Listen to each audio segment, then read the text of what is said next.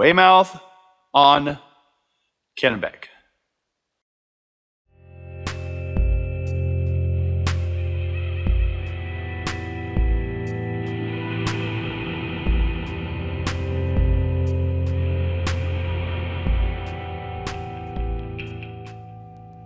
There is no certainty as to who first discovered the coast of Maine. In 1605, however, George Weymouth was sent to North Virginia to maintain English claim of prior possession. He journeyed up the Kennebec River, the shores of which entranced him with their virgin beauty. Unfortunately, the later settlers, and for their victims, he kidnapped several Indians whom he took back to England.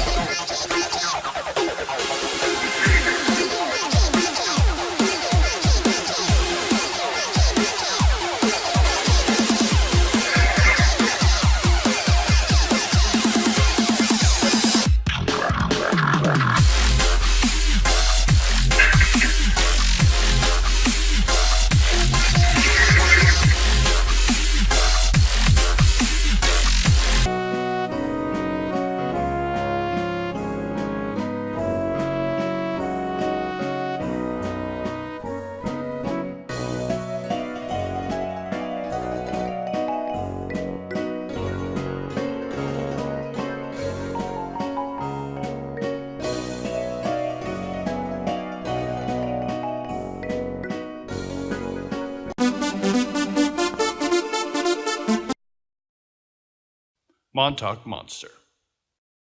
Welcome to Damn Weird. And in this, I'm going to attempt to organize my collective thoughts on various unusual events and things and people that have occurred and things I've studied.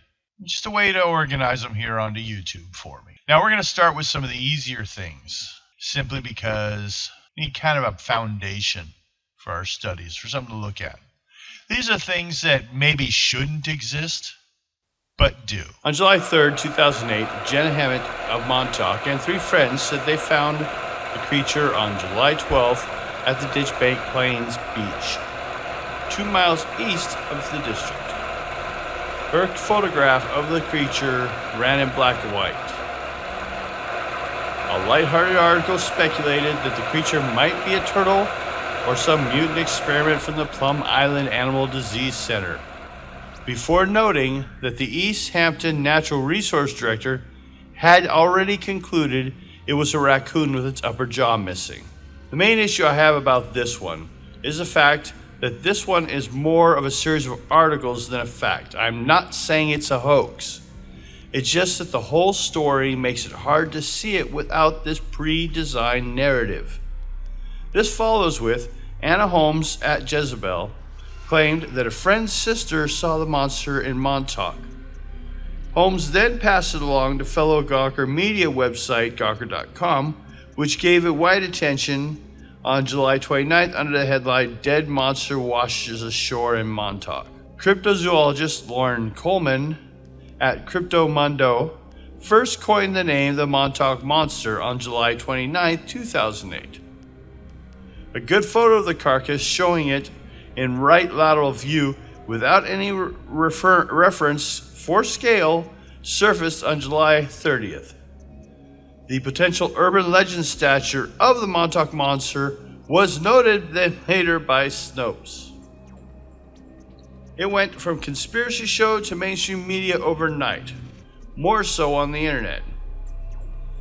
Paleozoologist Darren Naish, as well as Lauren Coleman and Jeff Corwin, also identified this creature as a raccoon.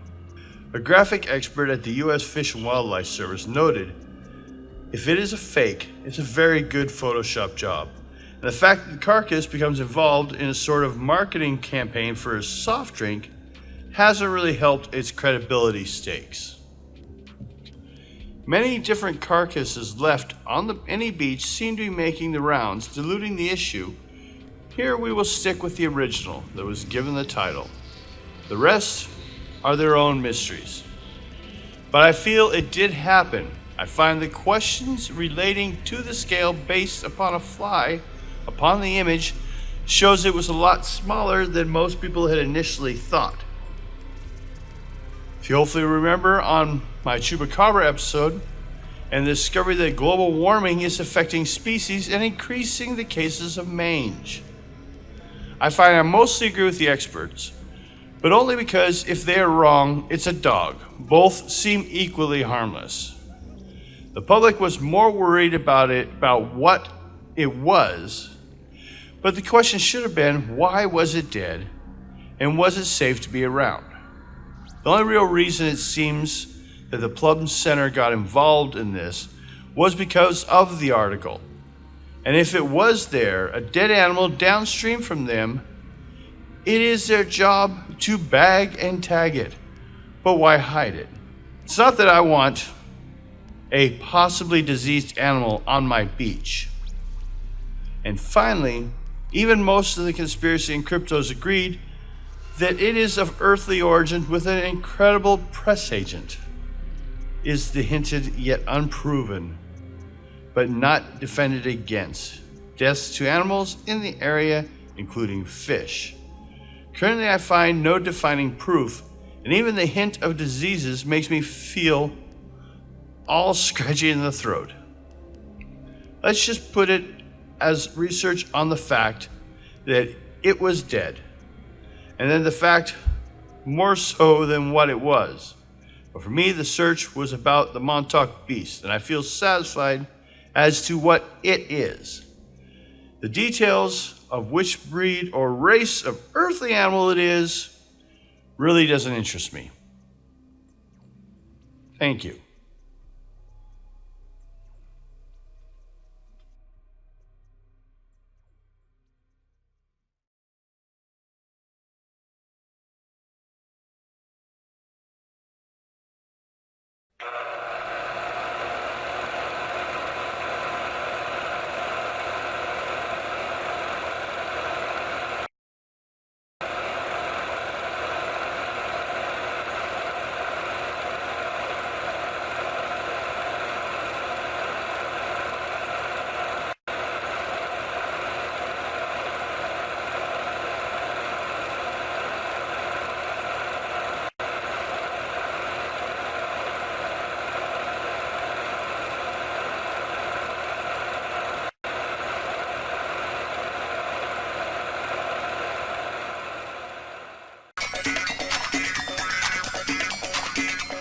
Landing of Henry Hudson.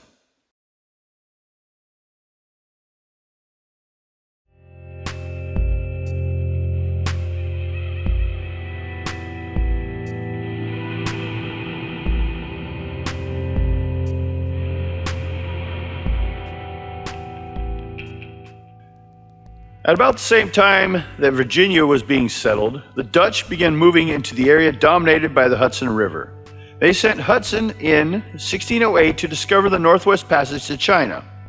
This was much the same objective that led on the great company of the early explorers a century and more beforehand. Hudson failed to find the passage, and churning south at last entered New York Bay.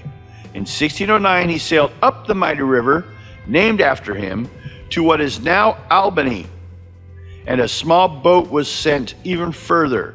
Hudson's discoveries proved that the river did not lead to China, that there was no isthmus in North America as there was at Panama, and led directly to Dutch colonization.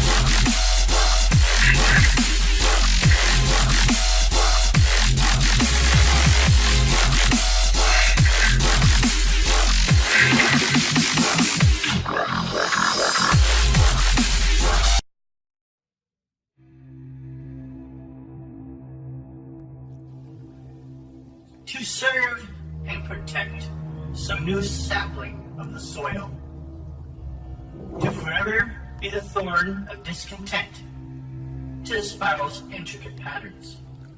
I loved it. I still do. But it betrayed me. Or did I betray it? For I can never look upon, I can't even verbalize it, for fear it may hear me. I can never, in its perfection, find flaw. So I must be the flaw. I did not start the spiral. It started me. It is the mother and father. It is the lover and the foe. To put this simply, for those that are lost, I am not a being. I am an event.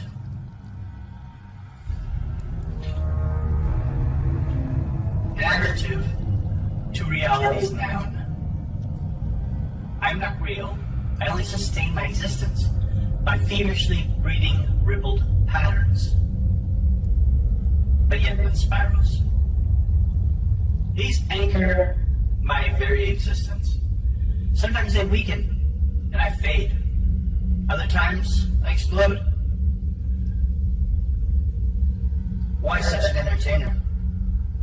Because I simply cease to exist.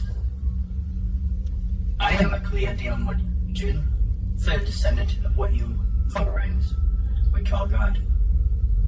Born from the fires of the first insurgent. One time,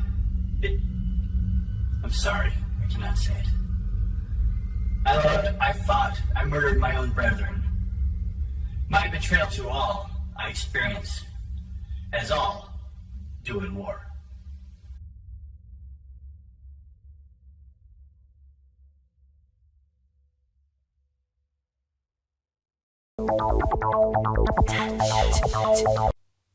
Yorkshire Alien. Welcome to Damn Weird. And in this, I'm going to attempt to organize my collective thoughts on various unusual events and things and people that have occurred and things I've studied. Just a way to organize them here onto YouTube for me. Now we're going to start with some of the easier things, simply because we need kind of a foundation for our studies, for something to look at. These are things that maybe shouldn't exist, but do. More commonly, this case refers to the Yorkshire alien abduction, although there have been other sightings since then, and some even reported before the main abduction. Britain's most plausible alien abduction happened off the East Yorkshire coast, according to some UFOologists. The incident happened in September 1970. Foxtrot 94, an RAF Lightning fighter jet, crashed into the North Sea. UFOologists claim its pilot, Captain William Schaffner, was abducted by an alien spacecraft after he scrambled to intercept it off Flamboro's Head. The aircraft was recovered 3 months later from the seabed. Remarkably, it was virtually undamaged. The cockpit canopy was shut, but there was no sign of Captain Schaffner's body. The unusual conditions of the wreckage fueled UFOologists' speculations of an alien abduction. These claims are the talk of UFO internet sites, but are bogus transcripts of Captain's last radio conversations with the RAF Paddington were surfaced and have confused the issue some. But the fact are, he is still gone.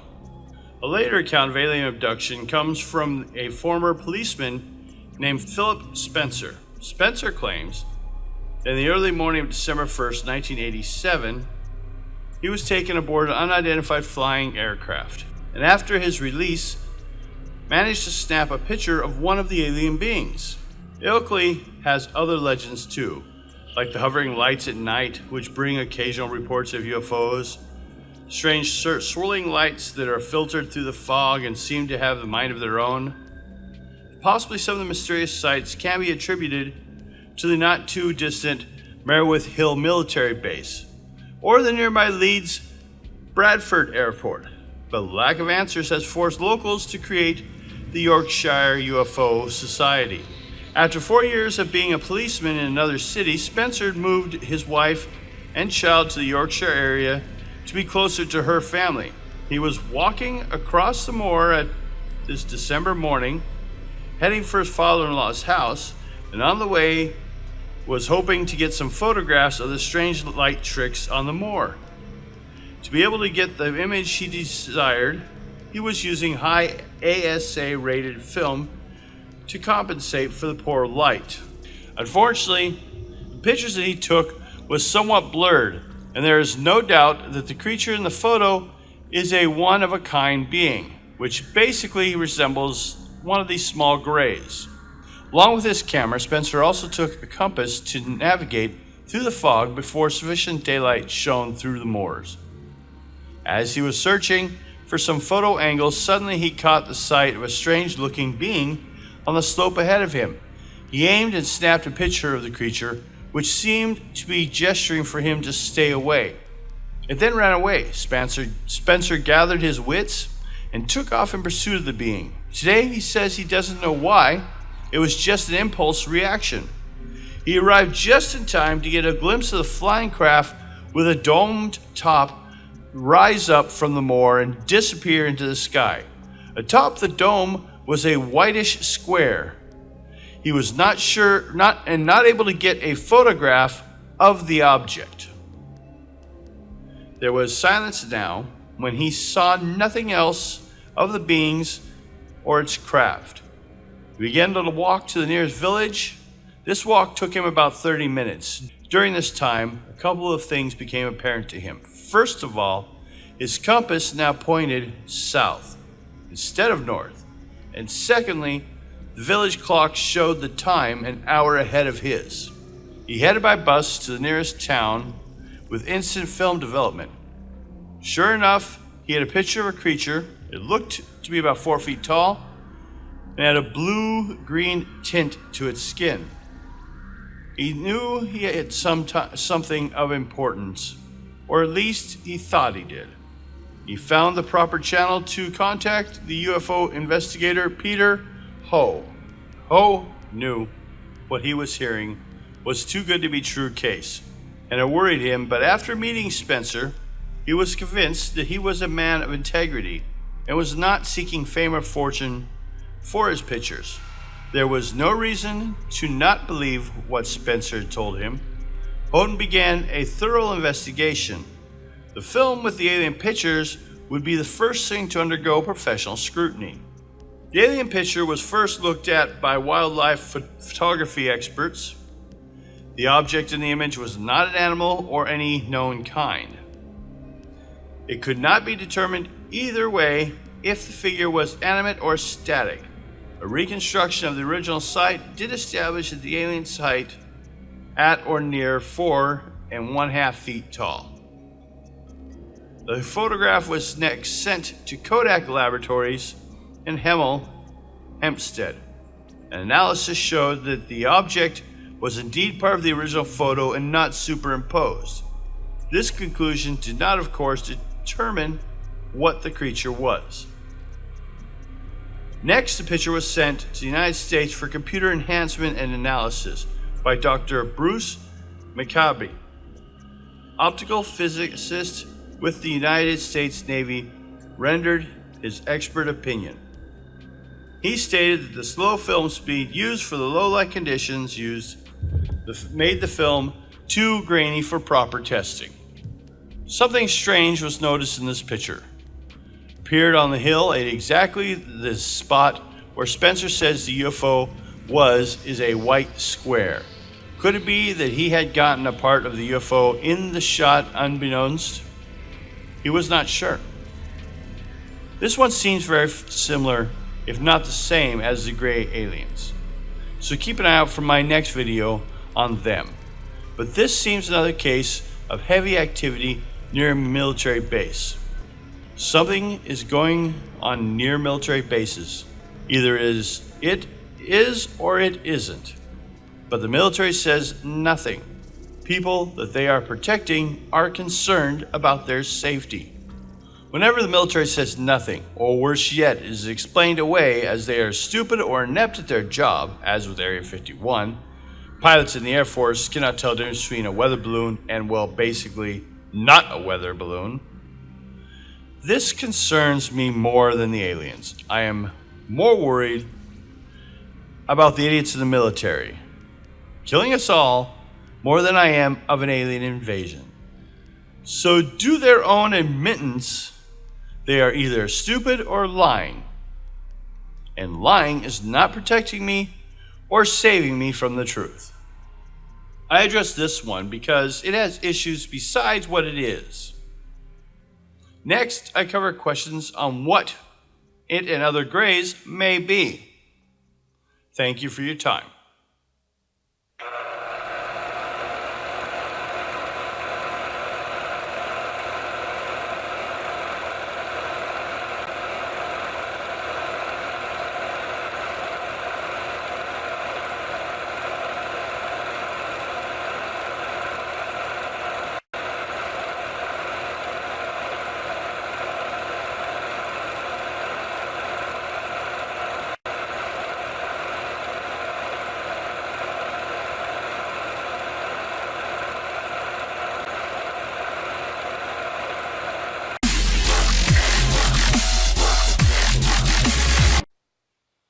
Fall of New Amsterdam. Stuyvesant marches out.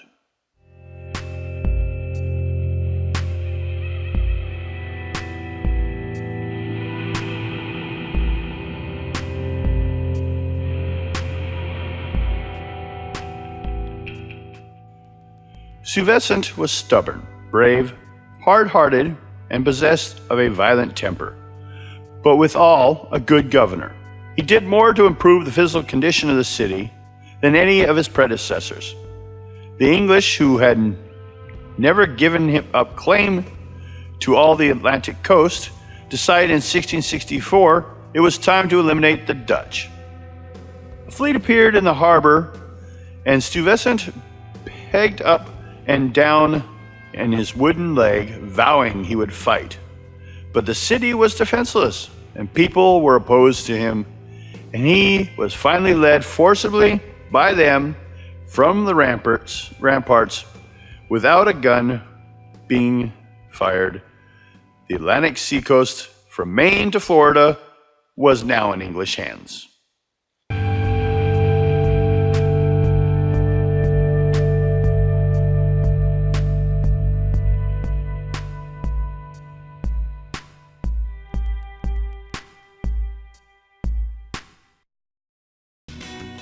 Hey kids, remember what Mom always says?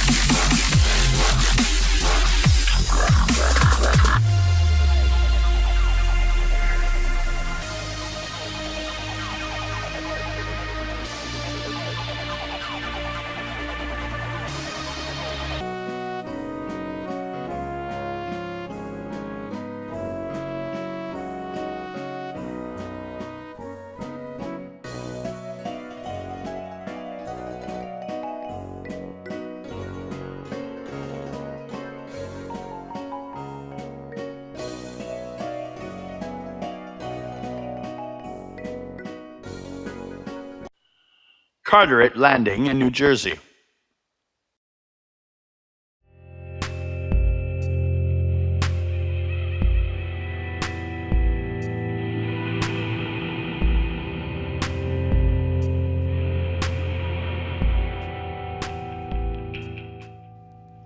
With the fall of New Amsterdam, New Jersey was granted to the Duke of York, and that same year he conveyed it to Lord John Berkeley and Sir George Carteret. Berkeley sold his interest to two Quakers. Later, one of these two disposed of his share to 3 Quakers, one of whom was William Penn. Later still, the 3 acquired the share of the other Quakers. The four-way deed of 1676 gave Carteret East Jersey and the Quakers West Jersey. Carteret's land was put on the auction block in 1682, and Penn and 11 associates bought it for £3,400. The 12 were later doubled in numbers, and in 1701, 1702, all the proprietors surrendered their rights of jurisdiction.